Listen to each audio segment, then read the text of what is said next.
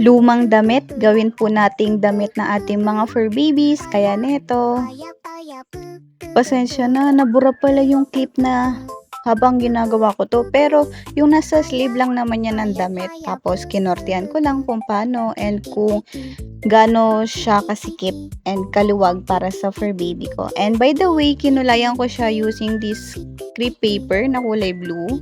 Hinaluan ko lang siya ng tubig mainit and hinalo-halo ko lang hanggang sa lumabas na yung pinaka-color na gusto ko. And dinip ko na yung tela and puti ito kaya mas madali siyang nag-color. Yan. At syempre, isampay natin para matuyo and after nun, tatanggalin natin yung mga dumikit-dikit na mga papel-papel dyan. Yan. So, tatanggalin lang natin siya. And nilagyan ko lang pala ito ng konting tupi para lang medyo sumakto kay Baby Snowbell. Yan. Tanggal-tanggalin lang natin siya. Linis-linisin lang. Ang ganda pala ng pagkalabas ng color niya. Oh. Para siya may pagka light purple na blue. Yan. So, linisin lang natin siya. Tanggal-tanggalin lang natin. Yan. And by the way, yung ginamit ko palang dito, button, yung snap button. Yan, makikita nyo later.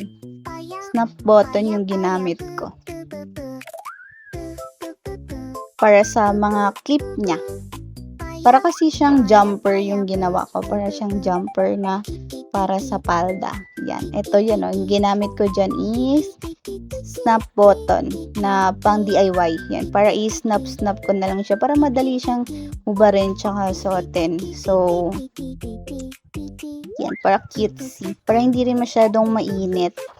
So, guys, tingnan nyo na yung ating transition with our fur baby. 1, 2, 3. Tadan! Very cutesy siya, diba? Bagay na bagay siya. Lalo na ang fur baby natin is color white. So, galing pa yan sa laro. Kaya medyo madumi-dumi siya. Yan. Tapos, i-show ko na sa inyo yung pictures niya later. Thank you!